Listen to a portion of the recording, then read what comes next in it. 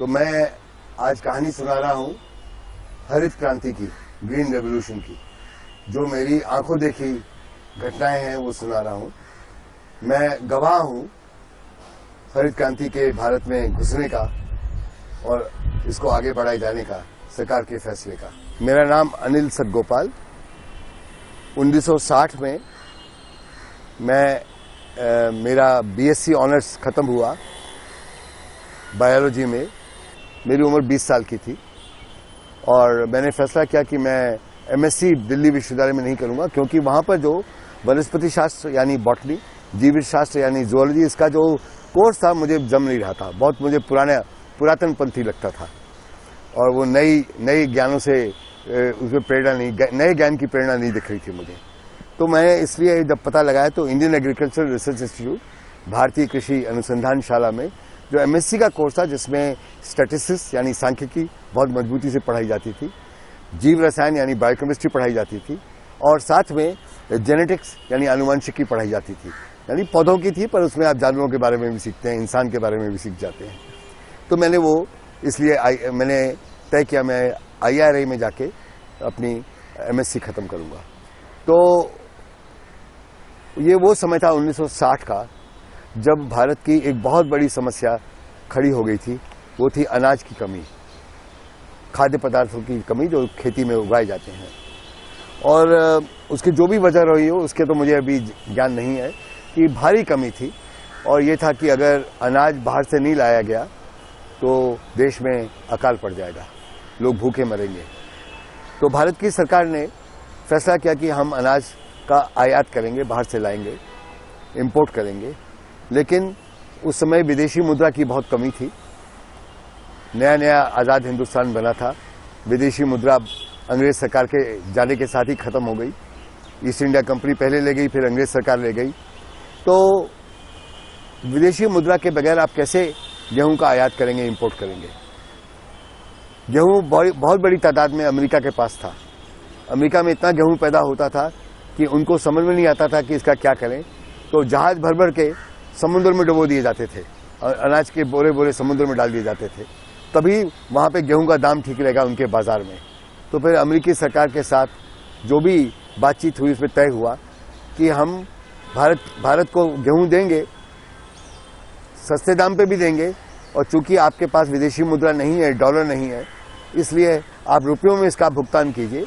और रुपयों का जो भुगतान होगा वो भारत के रिजर्व बैंक में रखा जाएगा, अलग अकाउंट खोल के। उस अकाउंट का में जो रुपया इकट्ठा हो रहा है वो सैकड़ों करोड़ों में इकट्ठा हो रहा है। उस समय सैकड़ों करोड़ बहुत बड़ी चीज होती थी, आज के लाखों करोड़ के बराबर है। तो सैकड़ों करोड़ों में जो रुपया इकट्ठा हो रहा है उस पर पूरा नियंत्रण उसके इस्तेमाल करने का अमेरिकी सरकार के हाथ में होगा। और ये इतना आसान काम नहीं था, क्योंकि इसके लिए अमेरिकी सरकार को एक विशेष कानून बनाने की जरूरत थी, जिसके तहत अमेरिकी सरकार को ये इजाजत होगी कि वो रुपयों में उसका पेमेंट ले, भुगतान ले और उसको जमा कर ले, उसका इस्तेमाल बाद में करे अपनी इच्छा के अनुसार। तो उसके लिए अमेरिकी कांग्रेस में, जो उनकी संसद के बराबर है, अमेरिकी कांग्रेस में एक नया कानून पास हुआ। वहाँ जो कानून है उनको पब्लिक लॉ अंग्रेजी में बोला जाता था, यानी सार्वजनिक कानून।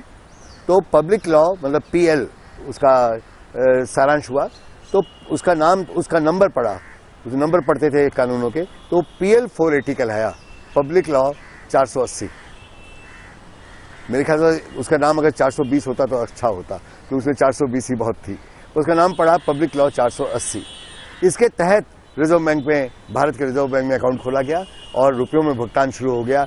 जहाज भर भर के भारत में गेहूं, अमेरिकी गेहूं आना लगा। वो वैसे गेहूं किसी को पसंद नहीं आता था, उसकी रोटी बहुत खराब बनती थी, और जब आप भूखे मर रहे हैं तो खराब रोटी ही सही, रोटी तो है। तो वो भारत में उसको राशन के जरिए दिया जाने लगा। ये वो पृष्ठभूमि है जिसमें मेरा एमएससी में कोर्स शुरू होता है।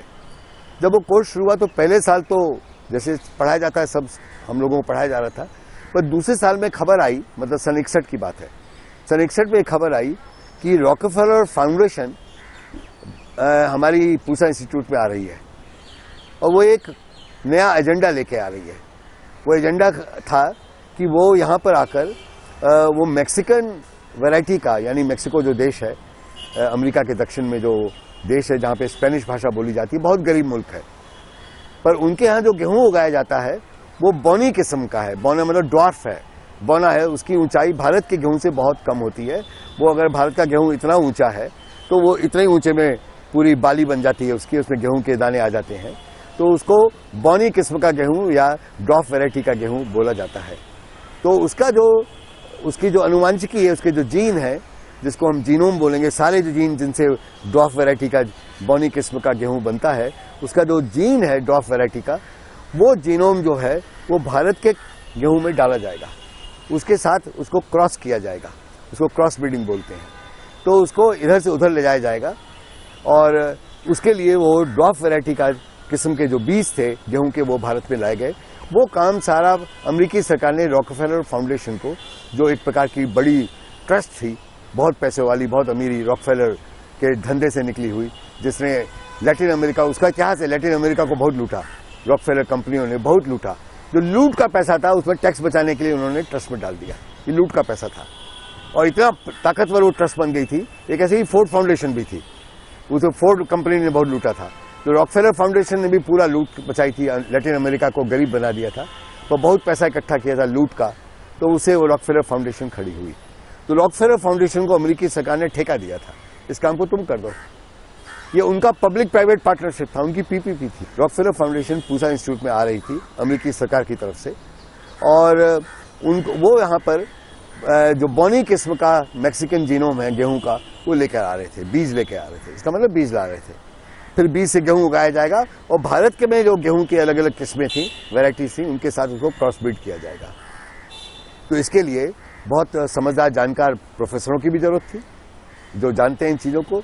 तो हमारे इंस्टीट्यूट में प्रोफेसर MS स्वामीनाथन, जेनेटिक्स और साइटोजेनेटिक्स, ये दो आनुवंशिकी के दो क्षेत्र हैं। जेनेटिक्स और साइटोजेनेटिक्स के प्रोफेसर थे, हमको भी पढ़ाते थे। तो वो वहाँ पर बड़ी प्रमुख पोजीशन में थे और उनको ये काम भारत सरकार ने सौंपा कि आपके गाइडेंस में रॉकफेलर फाउंडेशन बौनी किस्म के गेहूं का क्रॉस ब्रीडिंग करवाएगी और एक नया ड्वार्फ वैरायटी का गेहूं पैदा करेगी। उस समय हम विद्यार्थियों को नहीं मालूम था इतना कि उससे कैसा बनेगा, क्या बनेगा उसमें से। लेकिन उस काम को करने के लिए पूसा इंस्टीट्यूट ने रॉकफेलर फाउंडेशन को कहा कि आप अगर इसमें कुछ प्रावधान बनाएं तो हमारे जो जेनेटिक्स के विद्यार्थी हैं, जो प्लांट ब्रीडिंग सीख रहे हैं, वो आपको मदद करेंगे। तो मेरे जो सहपाठी थे, मेरे जो क्लास फेलो थे, जो जेनेटिक्स और प्लांट ब्रीडिंग में मेजर कर रहे थे, वो उनका प्रमुख विषय था। मेरा प्रमुख विषय वो नहीं था। मेरा प्रमुख विषय प्लांट फिजियोलॉजी था, जिसके बायोकेमिस्ट्री और स्टैटिस्टिक्स के कोर्सेज अलग जगह चलते थे उसी इंस्टीट्यूट में। मैं बायोकेमिस्ट्री पढ़ने के लिए बायोकेमिस्ट्री विभाग में जाता था, स्टैटिस्टिक्स सीखने के लिए स्टैटिस्टिक्स विभाग में जाता था। पर ये मेरा विषय प्लांट फिजियोलॉजी था, पौधे कैसे जिंदा रहते हैं, कैसे काम करते हैं, उसकी केमिस्ट्री समझना। पर मेरे सहपाठियों का विषय जेनेटिक्स और प्लांट ब्रीडिंग था, इसी में जिसमें रॉकफेलर फाउंडेशन काम करने वाला था। रॉकफेलर फाउंडेशन ने मेरे सहपाठियों को ये ऑफर दिया कि हम तुमको, मुझे वो भूल रहा है, पर लगभग वो ऐसा था जैसे उनको महीने में कोई 3,000 रुपये मिल जाएगा या 1,000 रुपये मिल जाएगा, हर 3 महीने में मिल जाएगा। मैं भूल गया हूँ 1,000 रुपये मिला या 3,000 रुपये महीने मिला, अब मुझे याद नहीं है। पर जो भी मिला, चाहे 1,000 था चाहे 3,000 था, वो इतनी बड़ी चीज़ थी उस समय। उस समय तो 200 रुपये के भी मिल जाना बहुत बड़ी चीज़ होती थी, बहुत बड़ी चीज़ थी। तो उनको 1,000 शायद मिला होगा मेरे ख्याल से। तो जो उन्होंने कहा जो तैयार है वो अपना आधा समय पढ़ाई लिखाई में लगाएंगे, वो आधा समय रॉकफेलर फाउंडेशन के साथ काम करेंगे। तो मेरे बहुत सारे सहपाठी खुश हो गए, चले गए, जैसे उनको स्कॉलरशिप मिल गई इस प्रकार की। इसकी जो गड़बड़ थी, इस पूरी जो नया अर्थशास्त्र और नया कृषि का शास्त्र, एग्रीकल्चर की नई साइंस भारत में आ रही थी, इसका जो गणित था वो हम लोग नहीं समझे ये क्या करने वाली है। मेरे दोस्त लोग भी नहीं समझे। उनको लगा चलो हमको 1,000 रुपये मिल रहा है, 2,000 रुपये मिल रहे, चलो ले लो, थोड़ा कमाई हो जाएगी और उनका पढ़ाई लिखाई मुफ्त हो जाएगी, माँ बाप पे वजन नहीं बनेंगे। तो सबने इसको खुशी खुशी स्वीकार कर लिया। तो ये शुरुआत हुई 1962 की शुरुआत है, ये जो आपको बता 1961 के बाद की, 61 से लेकर 62 तक की ये बात है। जो गेहूं उसमें से बना, अगले 2-3 साल में वो गेहूं बना, वो मैक्सिकन वैरायटी से क्रॉस करके बना था, तो उसकी ऊंचाई कम हो गई, वो ड्रॉप हो गया। बाद में जो हुआ हरित क्रांति के नाम पे, वो अब तो इतिहास का हिस्सा है, वो सब जानते हैं। हाँ, तो वो तो इतिहास का हिस्सा बन गया। वो उससे क्या हुआ वो समझिए। जब नई किस्म का गेहूं क्रॉस ब्रीडिंग से बना, उस गेहूं से ये तो जरूर है कि वो ऊंचा नहीं है, तो उसमें एक गुण है कि अगर आप उसमें पानी देंगे, सिंचाई करेंगे तो वो गिरेगा नहीं। जो भारतीय गेहूं पहले था उसको अगर ज़्यादा सिंचाई करेंगे तो वो गिर जाता था, उसकी ऊंचाई लंबी थी, ये गिरता नहीं था। तो इसको 7 बारी सिंचाई की जरूरत थी पूरा उत्पादन करने के लिए। 7 सिंचाई करना, 7 इरिगेशन करना, 7 बारी कम से कम, 8 भी करने पड़ सकते हैं, 9 भी, पर 7 तो जरूर करने पड़ेंगे इस नए गेहूं में। नंबर 1 बात। नंबर 2, चूंकि ये भारत से तो निकला नहीं था, एक क्रॉस ब्रीड होकर निकला था, इसमें मैक्सिकन जीनोम भी था और भारतीय गेहूं का भी जीनोम था, दोनों मिल गए थे। तो इसमें बड़ी एक खामी थी। जब भारत में उगने वाले कीड़े जो भारत में पैदा होते हैं, वो कीड़े इसके पास आते थे तो इसको वो नुकसान पहुंचा सकते थे। जो शुद्ध भारतीय किस्म का गेहूं था उसमें कीड़े नहीं लगते थे, अगर कीड़े लगते तो वो किस्म का गेहूं खत्म हो गया होता। पिछले हजारों सालों में जो गेहूं बना है उसमें जो कीड़े लगने से खत्म होता था वो खत्म हो गया था। अब जो गेहूं की किस्में बची थी उसमें कीड़े, भारत में उगने वाले कीड़े नहीं नुकसान पहुंचा सकते थे और वो जीवित रहता था। लेकिन जो ड्वार्फ वैरायटी का मैक्सिकन गेहूं बना था उसमें जरा भी कीड़ा उसके नजदीक आ जाए, उसको लगता था बढ़िया खाने को मिल गया है और उसमें लग जाता था और उसको नुकसान पहुंचाता था, वो मर जाता था, उसको बीमारी लग जाती थी। इसका मतलब इसको कीड़े मारने वाली दवा की अब जरूरत है जो पहले कभी नहीं थी। इसको कीटनाशक दवाइयां चाहिए, अंग्रेजी में पेस्टिसाइड बोलते हैं, और कीटनाशक दवाइयां भारत में बनती नहीं थी, बाहर से लानी पड़ेंगी, उसका भी आयात करना पड़ेगा। अभी तो गेहूं का आयात होता था, अब इस नई खेती को करने के लिए हमको कीटनाशक दवाइयों का करना पड़ेगा। नंबर 1 बात। नंबर 2 बात, 7 बारी सिंचाई करनी पड़ेगी। 7 बारी सिंचाई का मतलब पानी लाने का मतलब आपको बिजली से पानी लाना पड़ेगा, चाहे जमीन के नीचे का पानी निकालिए, चाहे जो सिंचाई के नहरें बनी है नहरों से निकालिए। अगर सीधे नहरों का पानी आ रहा है तब तो आपको नहीं करना पड़ेगा, पर वो भी तो कहीं बांध से आएगा, बांध में भी आपको बिजली लगानी पड़ेगी। और अगर नहरों से पानी निकाल के ला रहे हैं, लिफ्ट इरिगेशन कर रहे हैं, तो भी आपको बिजली की जरूरत पड़ेगी। और नहीं तो अगर जमीन के नीचे से निकाल रहे हैं तो आपको कम से कम वहां भी बिजली लगेगी। तो आपको चाहे आपको पन बिजली लगे, हाइड्रो इलेक्ट्रिक पावर बनानी पड़े, चाहे आपको थर्मल पावर लगे, कोयला खर्च करना पड़े, अब आपको नई पूंजी लगानी पड़ेगी, नया उत्पादन करना पड़ेगा। बांधों से जो नुकसान होगा वो तो भारत के पूरी इतिहास का हिस्सा बन गया है। नर्मदा घाटी की लड़ाई बताती है कि बांधों से क्या नुकसान हुआ है, भारी नुकसान देश को हो चुका है, वो अलग बात है, अलग कहानी है। तीसरा जो इसकी जरूरत थी वो थी रासायनिक खादों की, केमिकल फर्टिलाइजर की। क्यों जरूरत थी? जो भारतीय किस्म का गेहूं था वो तो थोड़ा सा भी उसे कुदरती खाद मिल जाए, कुदरती खाद से वो अच्छा उत्पादन दे देता था, बहुत नहीं देता था, बस जितना भी देता था कुदरती खाद से देता था। अब मामला बदल चुका है। अब वो वैरायटी है गेहूं की जो भारत के जीनोम से नहीं निकली, उसमें दूसरा जीनोम शामिल है, इसलिए वो तभी अच्छा पूरा अपना बढ़िया उत्पादन देगा जब उसको रासायनिक खाद मिलेगी। रासायनिक खाद कहां से आएगी? देश में पैदा नहीं होती थी, उसका भी आयात अब अमेरिका से होगा, यूरोप से होगा, ऑस्ट्रेलिया से होगा। उसको बनाने के लिए अगर कारखाने भी लगेंगे, उसका फास्फोरस अगर लगेगा, फास्फोरस बाहर से आएगा, उसमें जो भी कच्चा माल लगेगा वो भी हमको बाहर से लाना पड़ेगा। तो जहाज भर भर के रासायनिक खादों का या रासायनिक खाद बनाने के लिए जो बाकी माल चाहिए उसका बाहर से आयात होने लगा। तो पेस्टिसाइड का, कीटनाशक दवा का आयात, रासायनिक खाद बनाने के लिए उसके कच्चे माल का आयात या रासायनिक खादों का खुद आयात जहाज भर भर के होने लगा। एक नया मामला देश में जुड़ गया। वो बंबई के, चेन्नई के बंदरगाहों पे जहाज खड़े हो गए रासायनिक खादों के और कीटनाशक दवाओं के। ये सब नई बात थी। इसका भी भुगतान करने का पैसा नहीं था, विदेशी मुद्रा नहीं थी, तो वो भी भुगतान होगा तो PL 480 में रुपया डाल लो या कहीं से आप कर्ज लो, विदेशी मुद्रा का कर्ज लो तो आप उसका भुगतान करो। अब देश के ऊपर कर्ज लदने लगा।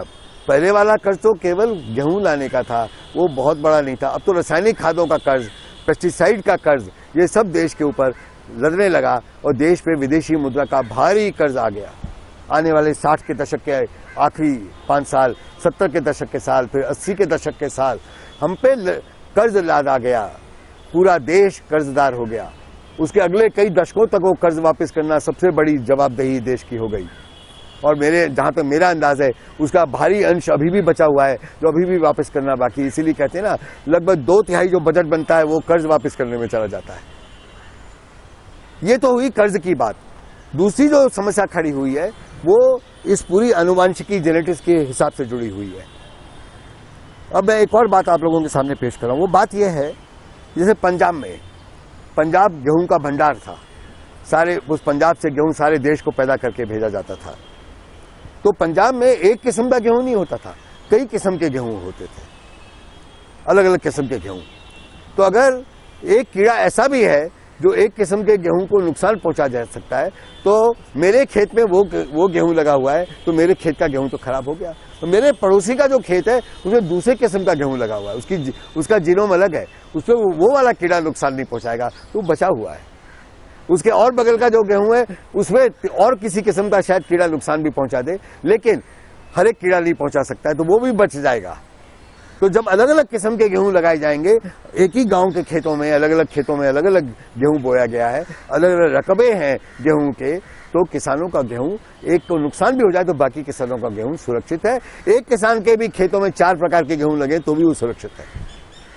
पर अब एक वैरायटी का गेहूं बनता है, वो सारे पंजाब के किसानों को सप्लाई कर दिया जाता है, सब कृषि विस्तार दफ्तरों से, एग्रीकल्चर एक्सटेंशन ऑफिस से सारे पंजाब में फैल जाता है। बाद में उत्तर प्रदेश में फैलता है, मध्य प्रदेश में फैलता है, राजस्थान में फैलता है, उसके बाद दक्षिण भारत में जाना शुरू करता है, महाराष्ट्र में जाता है। एक ही किस्म का गेहूं सब जगह भेजा जा रहा है। एक कीड़ा लगा तो सारा गांव का खेत खत्म, उस पूरे इलाके का खेत खत्म। एक नई समस्या खड़ी हो गई। अब कोई गांव के खेत में बच ही नहीं सकता गेहूं, एक खेत खत्म हुआ तो सब खेत खत्म। तो एक नई आर्थिक समस्या खड़ी हो रही है देश के सामने, जो कभी हमने देखी नहीं, भारत के इतिहास में कभी नहीं देखी। इन सब चीजों की ओर हम दोष नहीं दे सकते एक ही सरकार को, क्योंकि चीजों को समझने में बहुत समय लगता है, और अगर ये सब नुकसान देश का नहीं हुआ होता तो हम आज भी नहीं समझ पाते। हम अब कम से कम वहां तो पहुंचे, हमको मालूम है ये नुकसान हो सकता है। रासायनिक खादें जब बड़ी मात्रा में दी गई तो इसका एक और नुकसान हुआ। शुरू में तो उत्पादन बहुत बढ़ा, पंजाब में उत्पादन बढ़ा। मैं मध्य प्रदेश का रहने वाला हूं, मेरे मध्य प्रदेश में उत्पादन बढ़ा। जहां पे पहले 1 एकड़ में 9 क्विंटल 10 क्विंटल मुश्किल से पैदा होता था, या 8 ही क्विंटल पैदा होता था 1 एकड़ में, उसमें 1 एकड़ के अंदर 20 क्विंटल 25 क्विंटल पैदा होने लगा। तो सारे किसानों की आंखों में भी लालच आ गया, गजब की बात है, अब मेरे खेत से 20 क्विंटल निकलेगा। लेकिन हम ये भूल गए कि जो उसमें रासायनिक खाद डाली जा रही थी, जो कीटनाशक दवाएं डाली जा रही थी, उसकी भी तो कीमत जुड़ रही है, उसकी कीमत भी जुड़ रही है। जो पानी दिया जा रहा था तो बिजली की कीमत भी जुड़ रही है, तो बिजली की कीमत का बिल, रासायनिक खादों का बिल, कीटनाशक दवाओं का बिल, ये सब अतिरिक्त बिल जुड़ गए, लागत बढ़ गई, कॉस्ट बढ़ गई उत्पादन की। तो तब भी उत्पादन बहुत था शुरू में, तो इसके बावजूद जो मुनाफे की मार्जिन थी वो तब भी बनी हुई थी। तो पंजाब के किसानों ने खूब कमाया, मध्य प्रदेश के किसानों ने खूब कमाया, राजस्थान के किसानों ने खूब कमाया। लगा कि अरे साहब गजब हो गया, ये मैक्सिकन गेहूं तो बिल्कुल वरदान हो गया भारत के लिए। पर जैसे जैसे कुछ साल बीते, मुझे मालूम है ये 61-62 की कहानी तो पुरानी हो गई मेरे लिए। जब मैं अमेरिका से पीएचडी करके वापस लौटा देश में, और मैं मध्य प्रदेश के गाँव में पहुंचा, तो मैं जब पहुंचा तो 68-69 का साल था, 1968-69 का। तो वहां पे किसानों से ये खबरें मिलने लगी, साहब मिट्टी बर्बाद हो रही है। अरे क्या मतलब साहब, वो रासायनिक खादें डाली ना, यूरिया बहुत डाल दिया, जितना बताया था उसे ज्यादा डाल दिया गलती से। अरे साहब फॉस्फेट ज्यादा डाल दिया, तो हमारी जो मिट्टी खराब हो रही है। वो खेती अधिकारी बताता है तुमने क्यों डाला, हमने सोचा उत्पादन बढ़ जाएगा ज्यादा डालने से, तो हमने ज्यादा डाल दिया। कभी खेती अधिकारी को भी अकल नहीं थी, उसे भी कहा ज्यादा डाल दो, तो गलत जानकारी से या सही जानकारी के बावजूद लालच में ज्यादा डाल दिया। और 70 का दशक आते आते पूरे, मुझे याद है होशंगाबाद जिला जिसमें खूब गेहूं पैदा होता था, जबरदस्त गेहूं पैदा होता था, वहां की मिट्टी में खबरें आने लगी कि मिट्टी बर्बाद हो गई। वहां एक मिट्टी बचाओ आंदोलन शुरू हो गया मिट्टी बचाने के लिए। देश भर में मिट्टी खराब हो रही है, ये खबरें आने लगी। पंजाब की मिट्टी भी खराब हुई, जो प्रॉफिट की मार्जिन थी, मुनाफे की मार्जिन थी पंजाब के किसान की, वो भी गिरने लगी, पर धीरे धीरे गिरी। कभी कभी ऐसा हुआ कि अगर गिर रही है तो सरकार ने रियायत दे दी, उन्होंने कुछ सब्सिडी दे दी, तो रासायनिक खाद थोड़ी सस्ती हो गई। थोड़ा कीटनाशक दवा, पेस्टिसाइड की सब्सिडी दे दी तो वो भी कम हो गया, उसकी लागत कम हो गई, लेकिन आपकी मिट्टी तो खराब हो ही रही थी। अंत में तो सब गड़बड़ होनी ही थी ना। आपने जो हमारे पूरे पर्यावरण का, परिवेश का जो संतुलन 5000 सालों से 6000 सालों से खेती के इतिहास में संतुलन बन गया था, बैलेंस बन गया था, वो आपने बर्बाद कर दिया। इसका नुकसान तो हम बहुत बाद में समझे ना, जब नुकसान हो चुका था तो समझ में आया। तब भी हम मानने को तैयार नहीं थे, तब भी लगा था ठीक है हम ऐसा करते हैं, ये मिट्टी तो खराब हो गई। तो किसानों ने, बड़े किसानों ने, जिनके पास पैसा था, उन्होंने गरीब किसानों की जमीनें खरीदनी शुरू की।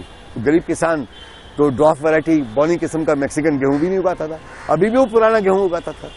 उन्होंने तो, उनकी जमीन तो कभी खराब हुई नहीं थी। वैसे भी वो कैसे उगाते मैक्सिकन किस्म का गेहूं, क्योंकि उनके पास तो रासायनिक खाद का भी पैसा नहीं था, उनके पास कीटनाशक दवाओं का भी नहीं था। तो उनकी जमीन अभी भी तंदुरुस्त थी, दुरुस्त थी, तो उनकी जमीनें खरीदने लगे। अब गरीब किसानों की जमीन अमीर किसान खरीद रहा है, उसकी अपनी जमीन खराब हो गई। आप देखिए एक फैसले ने कितने सारी समस्याएं देश में खड़ी कर दी। खेती का नया संकट खड़ा हो गया, किसान भी कर्जदार हो गया, तो उसके पास बार बार इतना पूंजी लगाने का पैसा नहीं था, वो बैंकों के पास जाने लगा। जब किसान साहूकार से थोड़ा बहुत पैसा लेके काम चला लेता था, अब बैंकों के पास जाना पड़ेगा, बड़ा बड़ा कर्ज लेना पड़ेगा, वो कर्ज भी वापस नहीं होगा तो फिर कर्ज उसके ऊपर जमा होने लगा।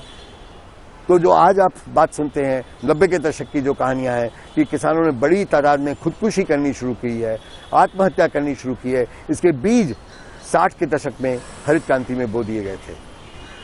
एक और मैं बात आपके सामने रखना चाह रहा हूं, तो यह है, सवाल उठता है, लोग ईमानदारी से सवाल पूछते हैं कि भाई भारत सरकार ने जो फैसला किया, क्या भारत सरकार के पास कोई विकल्प था, तो कोई दूसरा रास्ता था?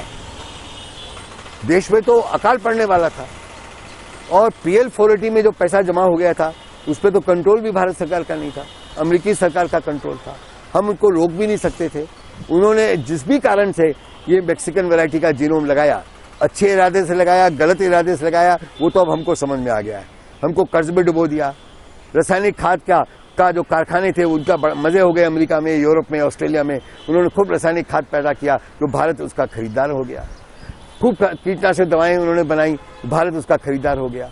हाँ, यहाँ पे भी बात सुना देनी चाहिए कि याद कीजिए भोपाल का 1984 का गैस कांड, जहरीली गैस कांड, दुनिया के औद्योगिक हादसों में सबसे बड़ा, दुनिया के इतिहास में सबसे बड़ा औद्योगिक हादसा 1984 का 3 दिसंबर की रात का, जब आधी रात को यूनियन कार्बाइड कॉरपोरेशन, एक बड़ी भारी बहुराष्ट्रीय कंपनी अमेरिका से आई हुई, वे एक बहुत बड़ी बहुराष्ट्रीय कंपनी, उसका ये औद्योगिक हादसा, रात को उनका जहरीली गैस का जो टैंक था फट गया। जो उसमें से गैस निकली सारे भोपाल शहर में फैल गई। जो उसके आसपास झुग्गी झोपड़ियां थी वहां के लोग मरने शुरू हो गए। 10,000 लोग तो उसी रात को मरे हैं, बाकी जख्मी हो गए। आज भी 5 लाख जनता भोपाल शहर की जो है वो आज भी बीमार है, उसका कोई इलाज नहीं है। ये हादसा क्यों हुआ? यूनियन कार्बाइड का ये प्लांट, ये कारखाना क्यों खोला गया? क्योंकि हरित क्रांति भारत में लाई गई, इसमें कीटनाशक दवाएं थी, पैदा इसकी जरूरत थी। कीटनाशक दवाएं हम नहीं बनाते थे, यूनियन कार्बाइड कीटनाशक दवाएं अमेरिका में बनाता था, उसको बनाना आता था, ये जहर बनाना उसको आता था। तो इस जहर का उत्पादन करने के लिए यूनियन कार्बाइड कॉरपोरेशन को इजाजत दी गई भोपाल शहर के बाहरी इलाके में, जहां पे झुग्गी झोपड़ियां थी। उसने वहां पर अपना कारखाना खोला 70 के दशक में, 1970s में अपना कारखाना खोला। वो कारखाने के ऊपर ज्यादा हम निगरानी नहीं रख पाए, क्योंकि हमको भी कीटनाशक दवाएं चाहिए थी। अगर निगरानी रखेंगे और उन पर सारे नियम डालेंगे तो उनकी लागत बढ़ जाएगी। उनकी लागत बढ़ जाएगी तो यूनियन कार्बाइड कॉरपोरेशन देश का कल्याण करने के लिए नहीं आई थी, वो पैसा कमाने के लिए आई थी। तो जब उनको लगेगा लागत कम हो रही है तो यूनियन कार्बाइड प्लांट वो बंद कर देंगे। वो यूनियन कार्बाइड से कीटनाशक दवाएं बनाते रहे, इसलिए बहुत जरूरी था उन पर ज्यादा निगरानी मत रखो। तो सरकार की भी मजबूरी थी, उन्होंने ज्यादा निगरानी नहीं रखी। निगरानी की कमी के कारण उन्होंने मनमानी करी। जब मनमानी करी तो उनका सारा जो इंस्पेक्शन का सिस्टम था, जो सुरक्षा का इंतजाम था, वो कमजोर पड़ गया और 3 दिसंबर 1984 को उनका जहरीली गैस का टैंक फट गया। उसका हम अभी भी उसका जो नुकसान हुआ आज भी पूरा नहीं कर पाए हैं, क्योंकि 5 लाख लोग भोपाल के बीमार हैं। यूनियन कार्बाइड कॉरपोरेशन पे जब केस किया भारत सरकार ने, तो केस से बचने के लिए भी तौर तरीके निकाले यूनियन कार्बाइड ने। अंत में मैं उस डिटेल में नहीं जा रहा हूं आज।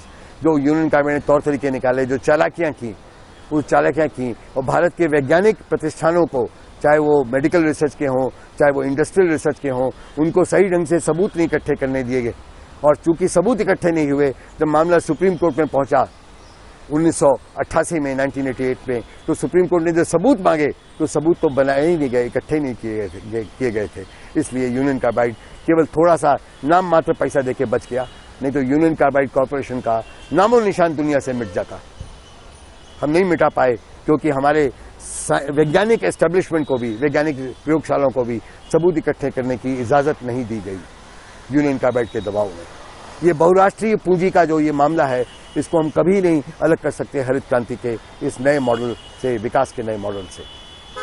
अब मैं वापस आ रहा हूं, क्या कोई विकल्प था? कोई वैकल्पिक रास्ता था? हाँ था, बिल्कुल था। वो क्या हमें नहीं मालूम था? हमें भी मालूम था, हमारे देश के वैज्ञानिकों को मालूम था।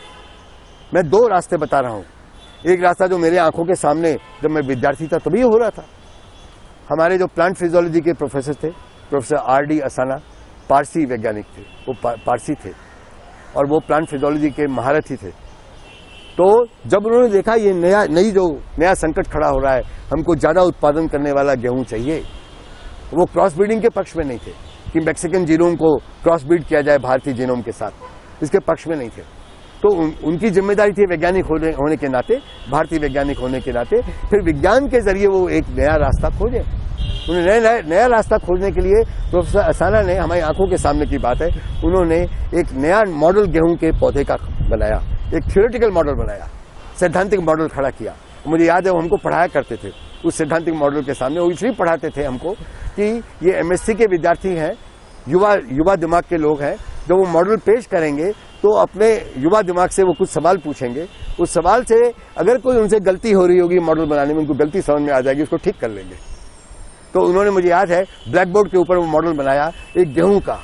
उनका इरादा था कि गेहूं में जो पत्ती लगती है वो पत्ती एक कोण के ऊपर ऐसे है, अगर उसका ऐसा वैरायटी चुन ले, गेहूं की तो सैकड़ों किस्मों की वैरायटी भारत में थी, एक ऐसी किस्म की वैरायटी खोज लें जो 5000 साल से बनाई जा रही है, धीरे धीरे बन रही है, वो चुन लें जिसका जो पत्ती का जो कोण है ऐसा नहीं है, ऐसा सीधा पेड़ जा रहा है, पौधा है गेहूं का, वो ऐसा नहीं है, वो झुका हुआ है, वो 45 डिग्री या 40 डिग्री के एंगल पे नहीं है, वो 60 डिग्री के एंगल पे है। तो उसकी ज्यादा जो सतह है वो सूरज की रोशनी के सामने आ जाएगी, ऐसा होने से कम आती है, ऐसा होने से बढ़ जाएगी। इतना अगर परिवर्तन कर दें तो गेहूं के पौधे की हर पत्ती ज्यादा सूरज की रोशनी सोखने लगेगी। हम सब जानते हैं सूरज की रोशनी जो पौधा सोखता है उसको, उसमें जो क्लोरोफिल होता है पौधे में, हरी पत्ती में, क्लोरोफिल से उसकी जो प्रतिक्रिया होती है, उससे क्लोरोफिल कार्बन डाइऑक्साइड जो होती है हवा में, उसको सोख कर कार्बोहाइड्रेट का निर्माण करता है, और जो वो कार्बोहाइड्रेट बनता है वो गेहूं की पत्ती से निकल के उसके अंदर के तने से होके गेहूं की बाली में जाता है, और गेहूं की बाली में गेहूं के दाने बनाता है। वो कार्बोहाइड्रेट के दाने होते हैं जो हम खाते हैं, उसकी रोटी बनाते हैं और खाते हैं। इसलिए प्रोफेसर असाना ने हमसे पूछा क्या ऐसा संभव है कि अगर हम उसका कोण बदल लें तो सूरज की रोशनी ज्यादा सोख पाएगा? हम सबने कहा बिल्कुल, अकल हमारी भी काम करी, ये तो बहुत जबरदस्त बात है। तो प्रोफेसर असाना ने बताया कि बाहर जो उनको प्रयोगशाला के लिए खेती के छोटे छोटे प्लॉट मिले हुए हैं, उसमें उन्होंने ऐसे किस्म के गेहूं चुन लिए हैं जो भारतीय किस्मों से निकले हैं, यहीं से निकले हुए हैं, वो उसमें कोई बाहर का जीनोम नहीं लाया गया है, और इसलिए वो उनको कीटनाशक दवाओं की जरूरत नहीं है, उनको रासायनिक खाद की जरूरत नहीं है, न उनको कीटनाशक दवाई चाहिए न रासायनिक खाद चाहिए, उनको 7 बारी सिंचाई भी नहीं करनी है, वो 4 या 5 बारी सिंचाई करने से उसका जो भी अधिकतम उत्पादन हो सकता है गेहूं का हो जाएगा, पर अब ज्यादा होगा क्योंकि उन्होंने उसका कोण बदल दिया है, पत्ती का कोण। इतना ही किया और कुछ नहीं किया, कोई बाहर का जीन नहीं लाया गया है, और उन्होंने हमको बाहर जाके दिखाया, देखो ये पत्तियां हैं जिसका कोण बदला हुआ, वो अपने देसी किस्म की है जो हमारे यहाँ उगाई जाती है उसी इलाके में, हरियाणा में और दिल्ली के गांव में, और ये वो है जो मैंने चुना है, इन्हीं में से चुन के निकाला है, सिलेक्शन किया, इसको सिलेक्शन बोलते हैं। ये सिलेक्शन किया है, कोई क्रॉस ब्रीडिंग नहीं हुआ है। जो आज की वैरायटीज हैं, किस्में हैं गेहूं की, जो देश में पिछले 5000 सालों से किसान चुनता रहा है, वैज्ञानिक ढंग से अपने आप ही चुनता रहा है, और जो उसको अच्छा लगा उसने उगाना शुरू कर दिया, तो चुनता रहा है, उसी में से एक उन्होंने वो गेहूं का पौधा चुन लिया जिसकी सारी पत्तियां ऐसे थी, ऐसे नहीं थी, ऐसे थी, इतना ही फर्क था। और इसको चुन के उन्होंने उसके बीज निकाले प्रोफेसर असाना ने, और उन्होंने एक और खेत में बो दिए, एक और क्यारी में बो दिए, उसमें जो गेहूं उगे वो सब ऐसी पत्ती वाले थे, उनके सारे बीज इकट्ठे किए और फिर बो दिए, और इस तरीके से उन्होंने भारी मात्रा में बीज इकट्ठे कर लिए, और उन्होंने प्रस्ताव दिया इसको माना जाए। नहीं माना। रॉकफेलर फाउंडेशन अमेरिका सरकार की प्रतिनिधि भारत में मौजूद थी, वो तो कुछ और करने आई थी, वो भारत में बाजार खोलने आई थी कीटनाशक दवाओं का, पेस्टिसाइड का, रासायनिक खादों का, केमिकल फर्टिलाइजर का। वो कहाँ इजाजत देती। अगर प्रोफेसर अस्थाना का गेहूं के पौधे का नया मॉडल और उसके जो बीज तैयार हो गए थे उसको इजाजत मिल जाती तो रॉकफेलर फाउंडेशन को अपना बोरिया बिस्तर बांध के वापस जाना पड़ता। भारत में उनकी वाली हरित क्रांति नहीं होती और देश कर्ज में नहीं डूबता। भारत के किसानों की मिट्टी खराब नहीं होती। भारत में किसान खुदकुशी नहीं करते, आत्महत्या नहीं करते, कर्ज में नहीं डूबते, तो खुदकुशी भी नहीं करते। क्या होता, एक नई किस्म की वैरायटी उगाई जाती जो धूप है, सूरज की धूप है, उसको ज्यादा सोखती और ज्यादा कार्बोहाइड्रेट पैदा करती और अच्छा गेहूं पैदा करती। ठीक है, 25 क्विंटल नहीं करती, 20 क्विंटल नहीं करती, अरे पहले वो 5-6 क्विंटल करती थी, 8-10 क्विंटल तो करेगी। और उसको ज्यादा सात बारी सिंचाई नहीं चाहिए, इसलिए जहां पे थोड़ी बहुत भी बारिश होती है वहां भी उगाया जा सकता था।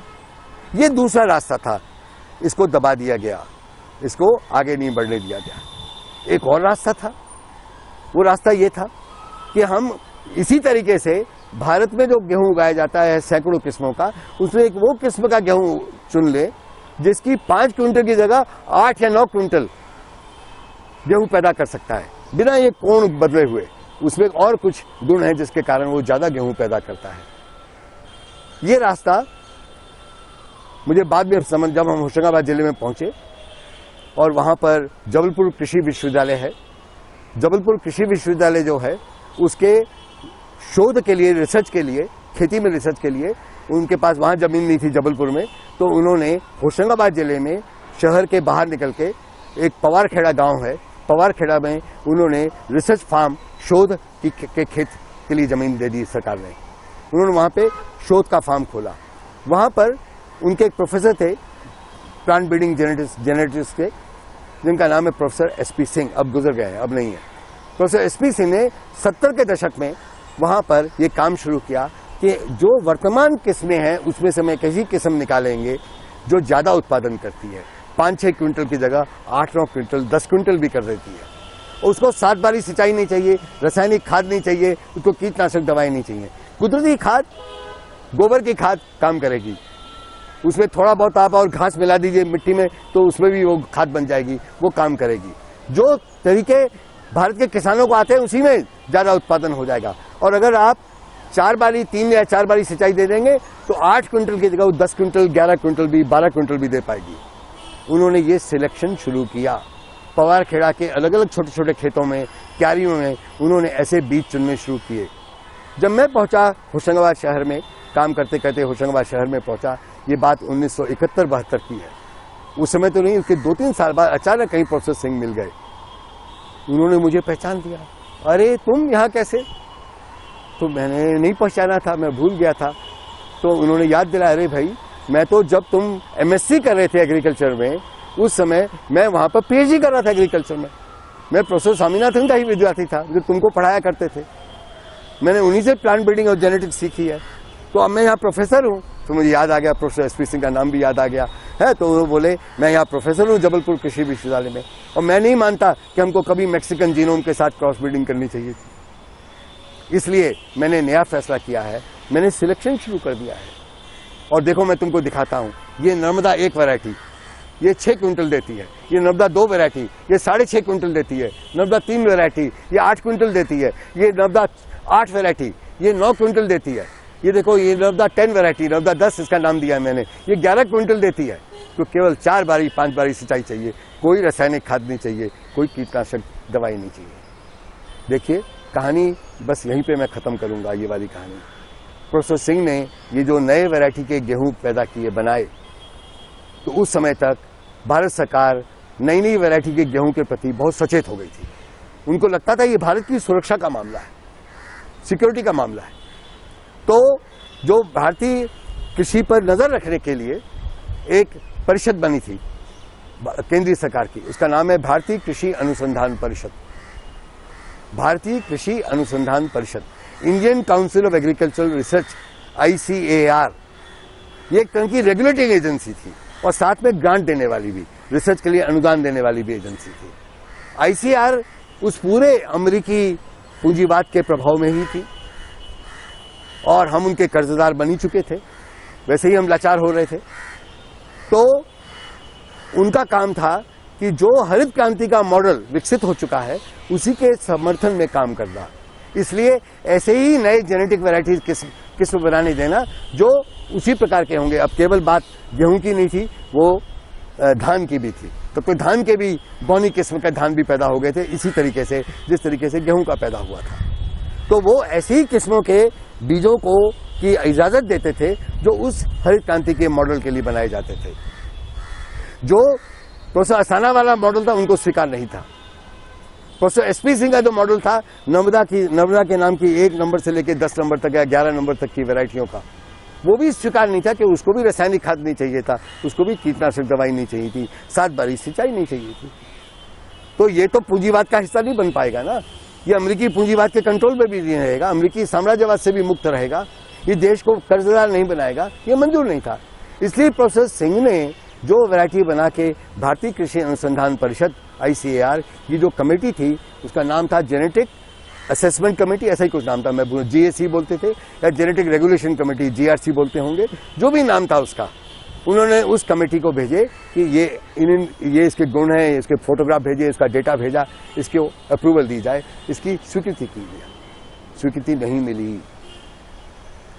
हमने अपने खेतों में प्रोफेसर सिंह से नर्मदा वैरायटी का गेहूं लेके उगाया और खूब सफल हुआ और किसानों को बांट दिया, उनके यहाँ सफल हुआ, जहां जहां वो गेहूं गया सब जगह सफल हुआ। लेकिन उसको आधिकारिक रूप से जो पूरा ग्रामीण क्षेत्र में एग्रीकल्चर एक्सटेंशन, कृषि विस्तार का पूरा ब्लॉक लेवल तक का तंत्र खड़ा हो गया है, उसके जरिए नहीं फैलाया जाएगा, उसकी अनुमति नहीं मिली, इसलिए वो मामला वहीं खत्म हो गया। मैं आ रहा हूँ, यही जो तरीका प्रोफेसर सिंह ने अपनाया था वो एक और तरीके से डॉक्टर रिचारिया ने, जो वर्तमान छत्तीसगढ़ है, उस समय तो छत्तीसगढ़ मध्य प्रदेश का हिस्सा था, तो उस समय का पूर्वी मध्य प्रदेश या आज का छत्तीसगढ़, वो रायपुर में कृषि विज्ञान के प्रोफेसर थे प्रोफेसर रिचारिया। उन्होंने एक नया रास्ता अपनाया सिलेक्शन का। उन्होंने खेती में उगाने वाला काम जो प्रोफेसर सिंह ने किया था उन्होंने भी किया, उन्होंने एक नए रास्ते से किया। उन्होंने देश भर में घूम के धान की जितनी किस्में थी उसके बीज इकट्ठे किए, बहुत संजीदगी के साथ, बहुत ईमानदारी के साथ, बहुत प्यार के साथ, किसानों से प्यार के साथ, देश के प्यार के साथ उन्होंने बीज इकट्ठे किए। सैकड़ों किस्मों के बीज उन्होंने इकट्ठे किए, उनको संभाल के रखा, उनको प्लास्टिक की थैलियों में रखा, कीड़ों से बचाया, सब बचा के बीज रखे। पूरा एक संग्रहालय, म्यूजियम बीजों का रायपुर के कृषि विश्वविद्यालय में खड़ा कर दिया। उसके बारे में लेख लिखने शुरू किए, उसके बारे में खबरें फैलने लगी कि डॉक्टर रिचारिया के पास वो खजाना है जो 5000 साल से जीनोम, धान का जीन का पूरा संग्रह, एक धान की वैरायटी का किस्मों का इकट्ठा हो रहा था 5000 साल से। देश के किसान विकसित कर रहे थे, उड़ीसा के किसान, तमिलनाडु के किसान, केरल के किसान, आंध्र प्रदेश के किसान, बंगाल के किसान, आसाम के किसान। जो देश के किसानों ने खड़ा किया था धान का जीनोम का पूरा एक भंडार खड़ा किया था, वो रायपुर के कृषि विश्वविद्यालय के डॉक्टर रिचारिया के म्यूजियम में खड़ा था, इकट्ठा था। इस पे अंतर्राष्ट्रीय नजरें पड़ गई, अंतर्राष्ट्रीय नजरें पड़ी, इस पे अंतर्राष्ट्रीय नजरें पड़ी। फिलीपीन जो देश है, फिलीपीन देश में अमेरिकी पूंजी से, अमेरिकी कंट्रोल में एक अंतर्राष्ट्रीय धान अनुसंधान केंद्र खोला गया था। मैं आगे बढ़ूं? हाँ, फिलीपींस में उसकी राजधानी मनीला में एक अंतर्राष्ट्रीय धान अनुसंधान केंद्र खोला गया, इंटरनेशनल राइस रिसर्च इंस्टीट्यूट, अंतर्राष्ट्रीय धान अनुसंधान केंद्र।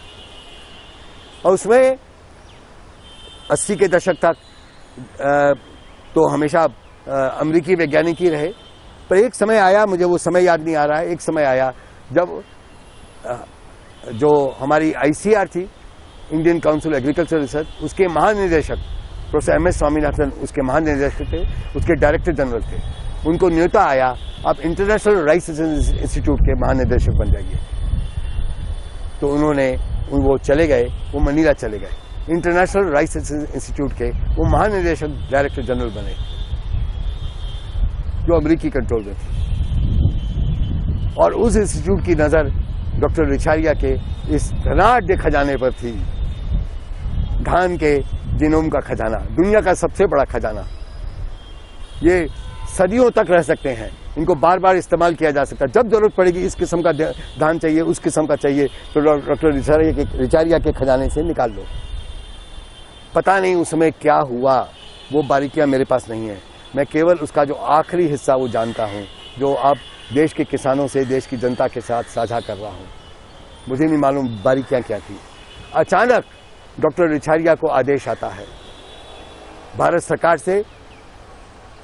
सरकार से और बीच बरास्ता मध्य प्रदेश सरकार से ये हुक्म आता है कि रायपुर कृषि विश्वविद्यालय में जो आपने धान का जिलों में इकट्ठा किया है उसको पैक करो, वो मनीला भेजा जाएगा अंतर्राष्ट्रीय धान अनुसंधान केंद्र को। डॉक्टर रिचारिया ने बहुत विद्रोह किया, विरोध किया, चिट्ठियां लिखी, उनके समर्थन में लोग खड़े हो गए, लोगों ने धरने दिए, रैलियां निकाली, लेख लिखे गए इसके खिलाफ, ये नहीं जाना चाहिए भारत से बाहर, तो कोई रोक नहीं पाया। डॉक्टर रिचारिया लाचार हो गए, उनको देना पड़ा। उनके जीवन भर की उनकी कमाई नहीं है, भारत के किसानों की 5000 साल की कमाई, जिसको संजो के रख लिया था डॉक्टर रिचारिया ने देश की अगली पीढ़ियों के लिए, ताकि देश को कभी कर्जदार न बनना पड़े धान के नाम पर, उनको अच्छा धान हमेशा मिलता रहे। वो जो खजाना था वो बाकायदा जो भी तरीका होगा, वैज्ञानिक तरीका, उसे पैकिंग करके उसको विदा कर दिया गया। वो हवाई जहाज में विदा करके मनीला पहुंच गया, देश के कंट्रोल से बाहर हो गया, अब नहीं है। इससे कोई फर्क नहीं पड़ता कि अब बाद में डॉक्टर रिचारिया को पद्मश्री देते हैं, पद्म विभूषण देते हैं, पता नहीं उनको कि मिला होगा नहीं मिला होगा, दिया भी जा सकता है, मिला भी होगा, हमको उससे मतलब नहीं है। मतलब यह है उस इंसान ने, उस देशी वैज्ञानिक ने, देश प्रेमी वैज्ञानिक ने जो काम किया, उसको हम लोग उसको इज्जत नहीं दे पाए, उसको संभाल नहीं पाए। कहानी